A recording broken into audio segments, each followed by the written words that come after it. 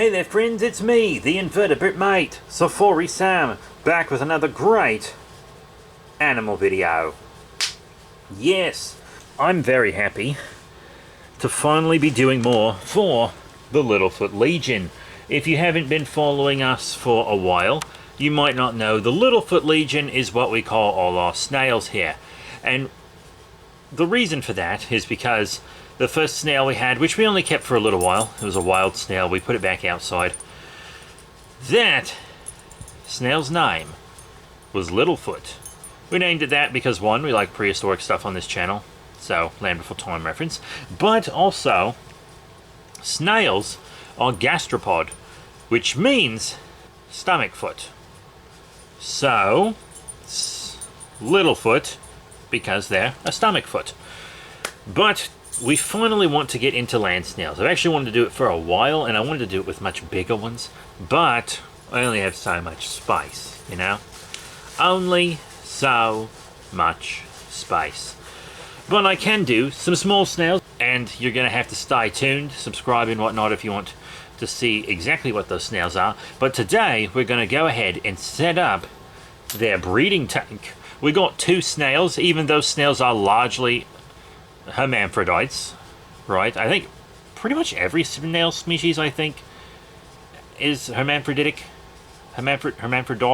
but still a little genetic diversity never hurt anyone, eh? They can impregnate each other, but I believe they can also inseminate themselves, and they impregnate each other in a very horrible, stabbing way, but so do humans if you think about it, right? Hey, there are some animals that don't even touch each other, so it's wild, because they're animals.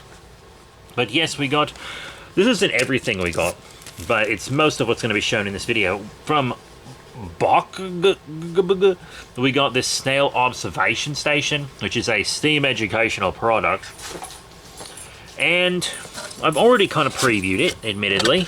Sorry if you hear a lot of tingling and stuff. That is Naughty Cat playing with one of her newest toys over in the corner. I'm not going to make her stop. Here is our snail observation station, which comes with a very confusing sheet here. See? Now, if you look at this sheet, it basically just shows you how to open and close it and everything, and where to put the food, blah, blah, blah. That's fine. Now, it talks about the working principle here. The snail observation station is used to raise small reptiles, such as snails, lizards, frogs, spiders, etc., and the climbing column that simulate the natural living environment of climbing pets is convenient for reptiles to climb and exercise. Breeders can scientifically observe the diet and growth of reptiles throughout the snail observation station. Now, if you read through this whole big thing, there's a lot of grammar that's not great, and etc. It's clear that whoever wrote this wrote it in a different language and then like Google translated or something. I can live with that. That's fine. Nearly every product we use is made outside of the United States, so I kind of get that, especially since this was pretty cheap. Don't use this for any reptiles, please. Please. I'm serious. This is not going to be a comfortable home for pretty much any reptile or amphibian. Snails? Yeah, depending on the species. Spiders? Also depending on the species. I can think of a few invertebrate species that would actually be pretty happy in here, all things considered. I can't think of a single vertebrate that would be happy in here. Maybe a newborn mourning gecko, like one of the smallest species. Like newborn. In days you would have to move it. Like, this is something that you could put the eggs of a mourning gecko in, but when they hatch, take the gecko out. This is not a home for a vertebrate. At all. Don't use it for vertebrates. Now, if you're just out in the wild catching bugs and stuff, and you just want to throw it in something to look at it for a sec, this is okay, but the big column in the center will make that more difficult. I would just use, like, a normal small pet carrier for that, you know what I mean? Like the kind you see that they sell with hermit crabs and stuff. That kind of little carrier. This, I do appreciate that they did do some specific infrastructure for snails. This tower with lots of little spots for snails to climb around and stuff, and little shelves. that's interesting that they gave that for the snails. That's pretty cool. I wish it was deeper though, so I could put more substrate in there. There are a lot of snails that like to bury themselves, so I think it would have been nicer if I could have really just got a nice deeper dish for substrate. I actually thought it would be deeper when I ordered it, so I'm a little disappointed by that, but that's more of my assumption and less of the marketing for it, you know? But it's pretty easy to open and close, pretty decently sized little holes here. They actually taper outward, kind of, so on the inside the holes are smaller than on the outside, which I think is actually some decent engineering for this to help prevent escapes. Anyhow, we are going to go ahead and start making this for our snails. I got this big wafer of pet snail substrate from Baguette. It seemed fine. Yeah, you know, I just have to, much like the bricks of cocoa fiber that we've used in the past, this puppy's just going to need moisturized. Jesus, I'm always really surprised by how much these little bricks can turn into. I have this full terrible song just right at the brim with it, and I haven't even used half. I've just used like 2 little sides. Not a big fan of how this smells, by the way. When it's away from my face, it's fine, but when I'm like in it, working in it, and it's on my hands, ugh, I should have definitely worn gloves. I should have worn gloves.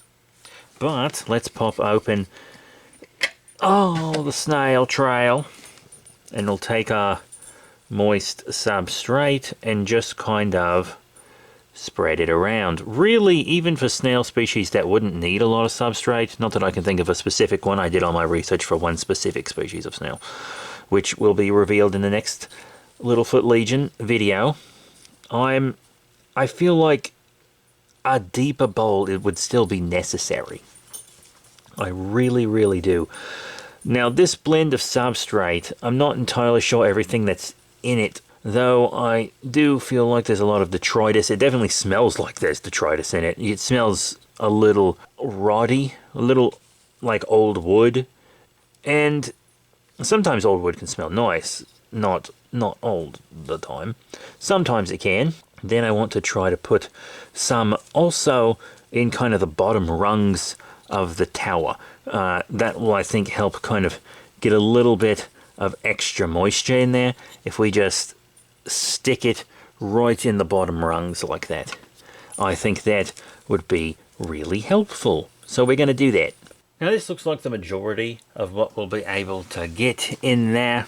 A lot of this substrate, this snail specific substrate, really packed into the bottom rungs of the tower. You know, it kind of fits more than I expected. I do wish it was deeper, but we'll talk about my solution to that later. Next up, we're going to need a couple more things. One of which is detritus, of course, dead leaves for a little bit of snail munchies. Now, this bag of detritus comes from Sam's Reptile Shop. And Sam's Reptile Shop is one of the many people that we've bought from multiple times since we've started doing live animal videos again on this channel. Now, if you want to see everything that we get from sellers at expos like Sam's Reptile Shop, definitely check out our Patreon, because on Patreon we do haul videos. We've only done one expo haul video publicly on this channel, but all the others are on Patreon. So if you want to see everything we bring back from every expo, you'll definitely want to check that out.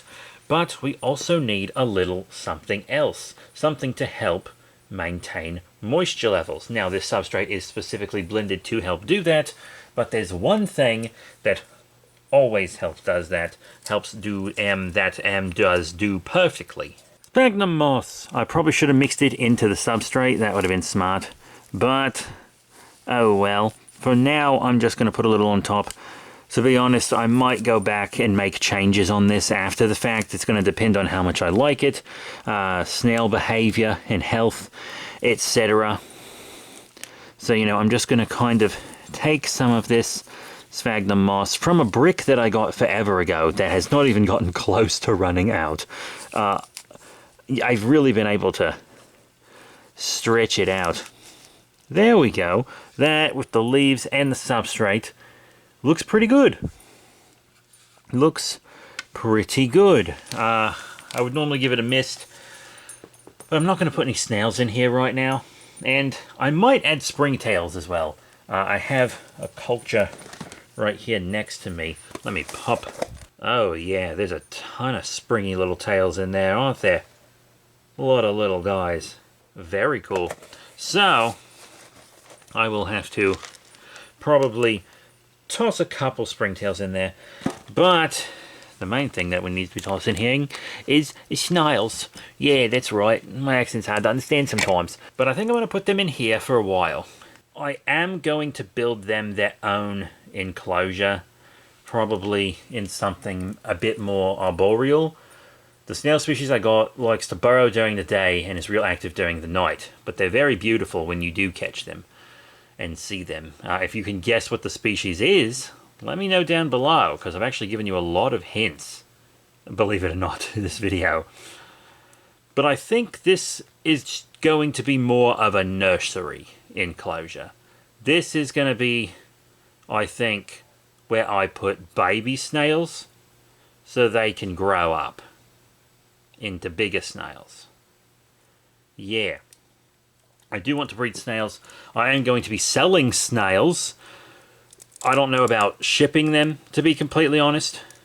I don't know about shipping them, but I will definitely be selling them in person in Georgia. We're setting up a morph market and everything. Since we're filming this video literally months before it'll be released, our morph market will probably be up and running, and we'll be selling all kinds of invertebrates on there. I plan on selling isopods of multiple species. I plan on selling spiders, and I plan on selling snails. I have decided that I am ready to breed. At first I thought I wanted to breed lizards. I don't want to breed lizards. I have decided that's not for me. I think they're mainly going to be pets. Lizards are for being pets. Lizards are for being pets. You can quote me on that. But invertebrates, while they are also amazing pets, I am going to sell them. I might even breed and sell African hissing cockroaches, if I can. To do that, I'm going to need some males. I only have females. I'll need some males. I know someone who has a bunch of males, but they aren't willing to part with them. And it's not really their choice. It's hard to explain. It's a business that has them. And I told them I would be willing to give them a female for a male. Because they have only males and I have only females. The person who takes care of them, who's the person who I know, isn't the one in charge of that decision. That's the issue. Plus, I don't think they want to breed them anyway. It's an educational outreach program. They use them for showing them to kids to educate them. And my videos, admittedly, are for adults. Just straight up. Come on. I'm a fucking idiot. You don't need me teaching your kids stuff. But that is it. I think this is going to be our nursery. And then we will have to... I think when I get my two snails, I'm going to put them in here so that they can kind of do their thing. And maybe when I have some eggs, or even just when I have the time to build it, I'll get them their own enclosure, completely separate. So the adults will have an enclosure, and then the babies will have an enclosure to grow up in. So I think this is going to be a snail nursery, not an adult snail enclosure, just for eggs and bibers. But that's it. Thank you all very much for your support. Remember to rate, comment, and subscribe. Check out all the cool links in the description below. If we're up and running on Morph Market, it'll be in our link tree. If not, it won't be. You know? Once again, this is a big project. Becoming a breeder is a big deal. It really is. And while it is easier to do it with invertebrates most of the time, I think invertebrates are just what I have a passion for. But it's still going to take a lot to really get this going. I want to breed snails, spiders, more. And if you support us on Patreon, it'll really help us do that. As a matter of fact, one day, when I am more comfortable shipping animals out, patrons will get first dibs on anything I breed. That is true. Once again, we film these months before they come out because we upload one a week, but sometimes we'll film a bunch of them in 1 month. It just depends on how big the project is. I have like 2 episodes still sitting in drafts because I need to film them over a much longer period of time, and there's some things I need to film over a short period of time. Like this, I'm filming this in like 30 minutes. It's no big deal. But then there are some videos, like a big, like, terrarium thing that I'm working on where I'm like physically sculpting things for it and using like epoxy and stuff. That one's a bigger project. So I'm sorry this has kind of turned into a pitch for my Morph market, but I will be selling in Georgia, in person, in the United States, for sure. For sure. That's the goal. Shipping, I just want more experience before I start shipping out animals. Shipping animals makes me so nervous. Much less so with invertebrates, but Christ, it makes me nervous. But I can't wait to go on this journey with you. And Safari Sam is... I never thought I'd say this. I honest to God never thought I would say this. Safari Sam is the most popular show on this channel at the time of recording. I never thought that would be the case. I'm a 52-year-old loser. And I know I'm a loser. I never thought Safari Sam would be the most popular thing on a channel about kaiju. And this isn't a kaiju show. I'm incredibly proud of that. Incredibly proud of what we've accomplished. Incredibly proud of you all, of the audience we've built. And I want to show that by doing bigger and better things. That's one reason that we started doing live animal videos. And we haven't given up on specimen videos, we just don't do them as often. And I want to make some that are more elaborate as well. And I am sorry that the end of this turned into a big update. I know that's boring, and you just had a big update in the spider video, but that was a spider-specific update. I love you all. I do. I mean, I'm not allowed to see my kids, so I gotta love something, right? Right? You're all great. Thank you all very much for your support. And I'll see you all next time. Bye for now.